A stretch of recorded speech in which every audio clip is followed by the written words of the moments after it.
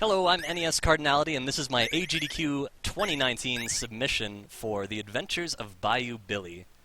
Timing starts when we start moving the screen once we enter the middle. Go!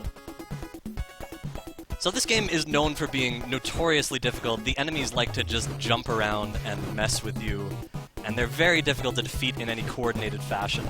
Speedrunning this game is very difficult, but we try to find patterns where we can exploit the enemies in ways that they get confused and can't attack us, or like we're doing here, we like to pin ourselves against a wall and sort of let the enemies attack us so that we can get rapid hits in succession, and that's what we're doing here. Just getting pinned against a corner so that we can get rapid hits as quickly as possible. And this is one of the reasons this works. Some enemies drop meat that refills your health, so we can take as much damage early there as we want. Here we take an intentional hit, we're going to pause so that that hawk spawns, and this hawk is actually going to despawn an enemy in this screen. So instead of being instead of there being 3 enemies, there are only 2. Here we knock that enemy to the right to pick up the club, so that once again we're pinned against the right wall. And the enemies just cooperate. Same thing here, we have a nice wall to work with. It's 6 hits with the club to finish off this guy, and then we move on. Now these gators take 8 hits, and these ones you cannot run past. So we have to take out 2 gators here. 1 down, we spawn the next one. It's pretty important to keep them separate, because if they start attacking together, it won't really work very well usually. Things get much more difficult here. There are now scuba divers here with guns and bulletproof vests, and we're looking to exploit their patterns and get their guns as quickly as possible. The most important thing is that you attack them when they're facing away from you in order for them to drop their weapon towards you. So that's what we did there. And now we're going to carefully manage all of our bullets so that we run out at the exact right time. One last enemy here, and we just have to wait for him to spawn. His spawn time is variable. But we knock off the bulletproof vest, fire our last bullet, and that is essentially the end of round 1. There's a walk through Gator Town here, but these gators we actually don't have to take out. So we can just jump kick our way through the water. And that's the end of round 1. We get some nice victory music. This is one of the very few levels without a boss at the end. Now this game incorporates 3 different styles of gameplay. The second is the shooting style. Enemies are going to be dropping from all areas of the screen, and we take them out with either our controller, in this case, or the zapper. I would also be perfectly happy to play with the zapper at AGDQ. Definitely a possibility if that's something people would be interested in. The controller is slightly faster, arguably, for speedrunning, because it's easier to control the tempo of your bullets. What you'll find against bosses is that after you shoot them once, they have iframes, so you have to sort of delay your bullet shots a little bit, and that's much easier to do with controller. Now, I'm going to have a lot of extra ammo, and I'm going to want to burn off a lot of it, so it doesn't really matter how quickly we shoot the guys on this screen or how many bullets it takes. If we ever miss, we're just going to burn off extra ammo while they're walking around. And then the screen starts moving again. This level introduces a wide variety of items. We saw bullet refills. Here's a star that takes out every enemy on the screen. That little man that fell from the tree, that's actually an extra life. You saw a health kit there that I just picked up. And that hourglass prevents us from losing bullets when we fire. But as I said, I actually want to burn off nearly all my bullets before the end of the stage, so I actually never pick one of those up. Here's another little stopped area where we just have to take out a few enemies while the screen is stopped, and then eventually it'll start moving again.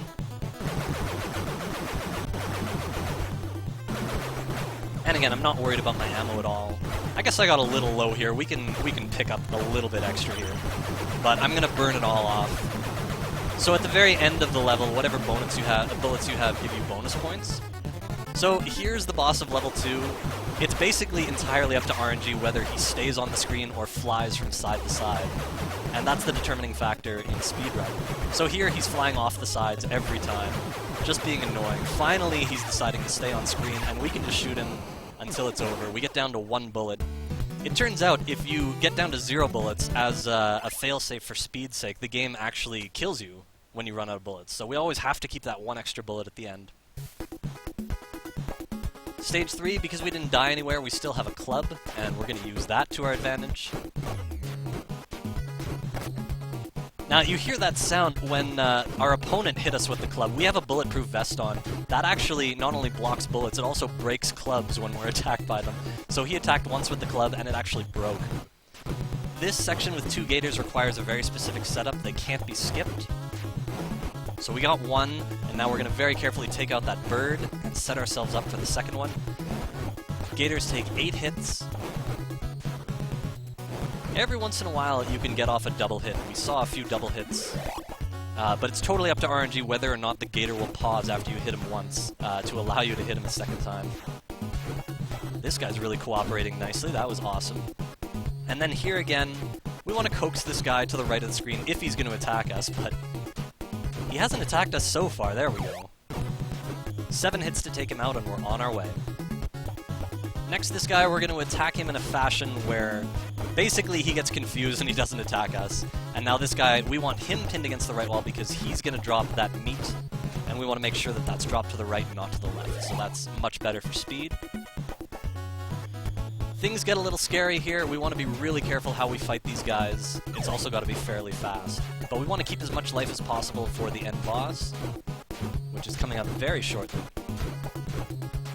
Now, this is going extremely well. We still have 6 life. I usually am down to 5 life at that point on average. There we go, 5 life. So that's the last enemy before the boss. We're going to maneuver ourselves into the corner, knock off his bulletproof vest, and get the quick kill before he approaches us. He walks in a circular pattern. You can see he's starting to inch towards us, and if he grabs us, the quick kill is basically all over. But we got him.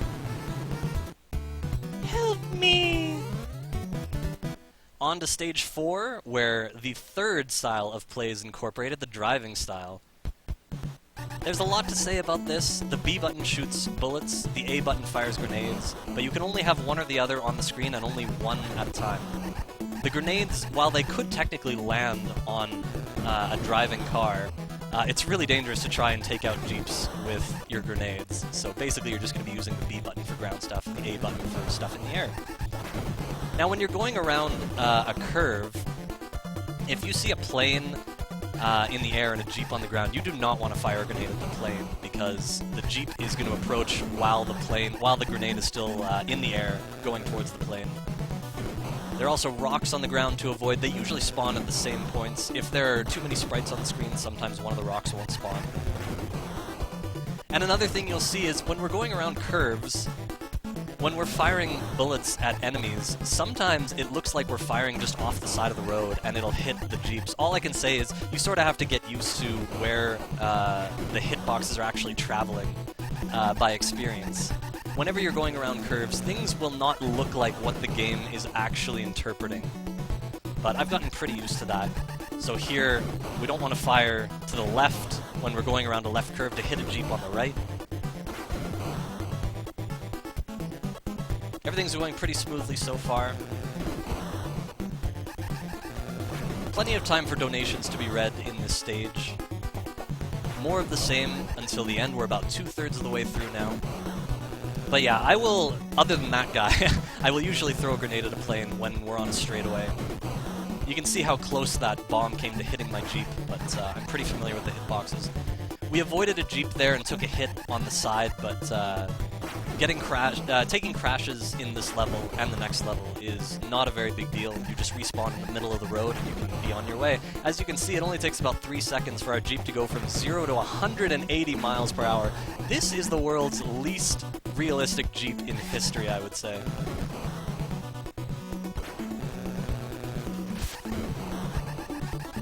So just the last few curves of the level here.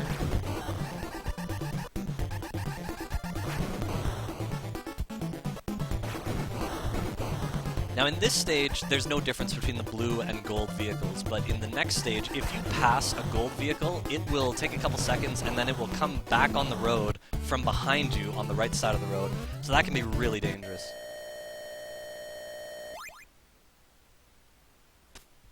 On to stage 5. Things get a little more difficult here. There are more enemies, the turns are sharper, there are more curves. These roads are so unrealistic. There are no obstacles on either side of the road, other than the poles on the edges, of course. But there's no reason for the roads to be slanted this way. That's just how it's done. You'll notice there are also oil slicks in this level. The oil slicks don't actually have any effect on you. If you run over an oil slick, you will get a different kind of skidding sound every time you turn your vehicle.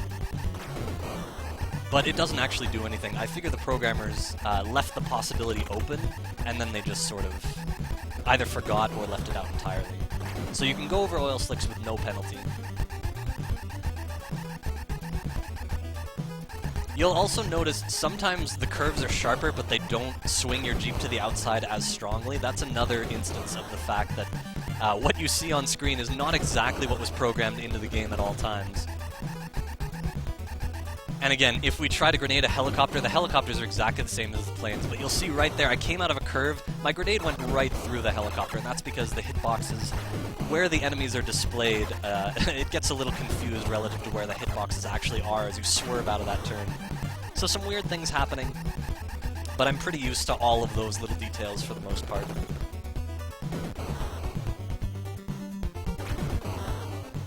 We're about a little over halfway through the stage. Not much more to worry about. I'm expecting to crash maybe once or twice more on average. But again, crashes are not a big deal.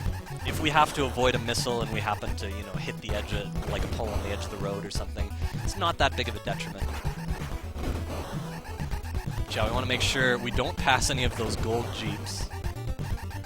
Because if we do, we have to keep the right side of the road clear behind us.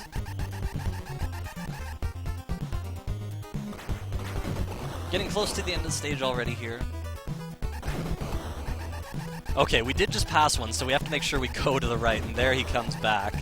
And here we have to slow down a bit to avoid the pole and that bomb.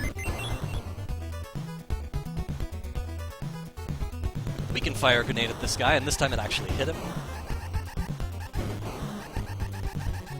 Oh, that was unfortunate. I thought we were going to make it past that one. But no biggie, we're on our way. And this is the last curve of the level. And we approach the city in the distance. That graphic can sometimes get a little messed up. This time it actually looked okay. Stage 6 is the most interesting one from a speedrunning viewpoint. In the first 3 zones, we're going to see enemies that approach from off-screen, but they sort of hover off-screen if they don't have a point of attack. So if we move around in a certain way and we keep them off-screen for about 4 or 5 seconds, they will despawn and we'll be able to advance. So I'm using this sort of figure 8 pattern, and there we go, nobody spawned. You can see them sort of inching their way onto the screen, but we kept those ones off the screen as well. That saves a ton of time. The first time I thought I got the world record on this game, I went to YouTube and I found a run that someone had done where they were despawning these enemies, and I said, okay, I've got to learn how to do that and then incorporate it into my runs. These guys, they look menacing, but in reality they're one of the easier enemies of the game. We want to make sure we get to the left of this guy so that our second hit propels the meat to the right. We want to make sure we keep ourselves healthy. Now here there's a chain baller on the right, but there's also a despawn guy on the left. So we do that pattern, and we successfully despawned him. Nothing to worry about there. If he spawned, we would have to walk all the way over to the left to handle him. These guys, we want to make sure we're at a very specific height to handle them. They have whips, which can hit you from long range. But they have very predictable patterns, and the neat thing is, when they drop their whip, they will drop everything they're doing, no matter how close they are to you, no matter the danger they sense, and they will just chase after their whip to try and pick it back up. So here, one of the guys came right onto the side of the screen. We couldn't successfully despawn him. Here, another section of despawners. We despawned the one that was like 3/4 of the way onto the screen, and this one just requires 5 whips, and we can advance. One enemy with a whip here. I'm pretty familiar with this pattern, so you can see we control our vertical location when he lands. We hit him twice. We move to the bottom, hit him again. Here it's very important to take out this one guy before the other two. The other two both have whips. So it's very important to clear the space for ourselves, otherwise the screen just gets too crowded. So he picks up his whip and walks to the top, and we'll just whip him at the top. Oh, he's chasing after the other whip. That's also a thing they can do. You can see Konami came up with some awkwardly translated names for buildings in the background. This one, I figured they just meant to call it, like, come up with a fancy name for a nightclub. So that's Moon Konami. Konami at night. So here we're going to get in a little closer. The whip requires 11 hits to take out these guys, but with kicks we can do it in 9 hits. So basically I'm going to use kicks for as long as I have a bunch of health, and if they happen to hit me, like there, and now that I'm down at 2 health, we'll probably just focus on whipping them. We really don't want anything to go wrong here. 2 more despawn sections. You can see that guy is like halfway on screen, but we successfully despawned him, and this is the last one, and we got them all. So now it's just a few more of these guys. And you can see when they're in red, they have bulletproof vests on, so we can't hit them with the crowbar or the knife. But whips still work fine. And yeah, if you hit enemies enough, their bulletproof vest will somehow just fly off of their arms. They must not be wearing them very tightly or securing them or anything. Anyway, we still have 2 bits of health here. I believe it's just 2 more enemies here.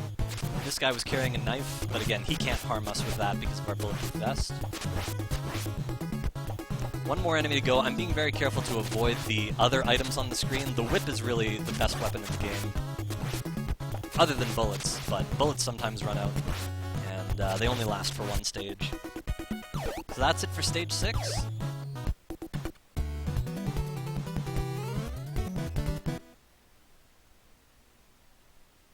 On to stage 7. This is the last shooting level. So it moves at its own pace. Plenty more time for donations to be read in this stage. I can't help but remark over the enemies in their fancy purple suits trying to defend this street from you. I also always like to point out, you know, Nintendo was never big on violence. It was a system for children, after all. And in this game, you see something that you see in many, many NES games. When you fire at an enemy, he will put his hands up and start flashing, and the little black thing that he's carrying will just disappear. So it's like, you know, you target them, and they say, okay, you got me, I'm going away, I won't hurt you anymore, I won't chase after you anymore. Here we are at the Jazz Bar, the favorite hangout of these guys in purple suits. Gotta love the Jazz Bar. Where you get bar jazz, indeed. There's a health kit, but we actually haven't been hit yet. The guys on bikes take 3 hits. There, we finally took a hit. No major concerns about health in this level. Once again, like the other shooting stage, there are 2 moments where we stop moving, and we just take care of enemies while we're stopped here. We'll see how many we get this time. You can see they can go behind scenery, they can go behind pillars, even if they're on the sidewalk between the pillar and the building. So the game went to pretty decent lengths to try and make the scenery look realistic and try to make it usable, workable. There we got a health kit, so we got our 1 square of health back. The bikers, you can't really do anything about them firing at you. But now we have a bulletproof vest, so we're not going to take any more damage. I'm a little lower on ammo here than I usually am, so I'm going to be a little bit careful on my approach to the boss. Every time you shoot a bullet in this game, if you hit an enemy, you will not lose a bullet, so it's actually okay to be fairly low on ammo if you're accurate. That's one of the reasons it's really safe to burn off our ammo. Basically, we want to get as few bonus points from bullets at the end of the stage as possible. I'll pick that up and just burn off a few of the excess.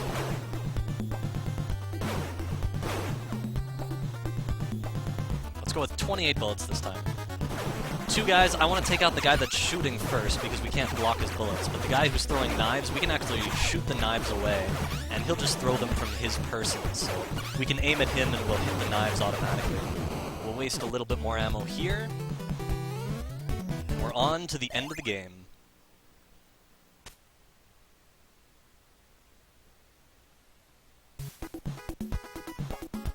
Now we still have the whip and bulletproof vest from stage 6. So all we have to do here is pick up a gun from one of these guys, take them out quickly, and then procure the ammo that's sitting in those 6 shooters. Here these guys are all wearing bulletproof vests. So we have to use the whip to remove the bulletproof vests. And it gets a little sticky when there are two guys together like this. Like here, the guy without the bulletproof vest is too close. I also need to pick up some extra items on the playing field because I believe it's if there are four weapons or items dropped on the ground, we actually can't make them drop their bulletproof vests because the game can't handle all those sprites. But here we go. This enemy can be really dangerous if you let them get away like that. If you leave them alone for too long, they'll start summoning guard dogs from off the screen. But we handled that perfectly, took him out, and it's on to the final boss. This is Gordon, the person who has kidnapped lovely Annabelle, the reason that we're going through all this trouble. Gordon has a gun as well, but we have a bulletproof vest, so we're not worried about that. But we're going to do something that's going to look really weird here. First of all, we let him pin us against the side of the screen. He's just going to start kicking, and so we can just kick away at him as much as we want. But now, we want to make sure that we drop our whip and bulletproof vest, so we're going to let him kick at us until we do that. The reason is, the final boss is now going to have 5 squares of life instead of 7. So it makes it faster and safer, and here I use a very specific setup to make sure that we don't get grabbed by these guys. They have this circular pattern, and if they manage to walk together, it's game over. So we do a very specific walk-in to make sure that they don't get together. Time ends on last hit. Time. That's what the Adventures of Bayou Billy looks like. A very fun game, universally panned for being way too difficult for kids. It was an absolute delight to learn how to speedrun this game. And now we get the nice little ending with Billy and Annabelle, which could be read by 2 people on the couch. Look at the tears in her eyes. The graphics are just amazing. Just thinking of you is what got me this far. A+ dialogue from this game. I'm never going to let you go. I can never let you experience something like this again. I don't want to ever be apart from you again. I love you, Annabelle. Oh, Billy. And here the screen flashes to clear the sprites, to clear the memory for the sprites as they move closer together. And then we get these nice credits where they show the names of the characters in the game and who they were played by, as though we were watching a movie. So all the enemies have in-game names, and they also have character names. Anyway, that is Adventures of Bayou Billy in a nutshell. Thank you so much for watching.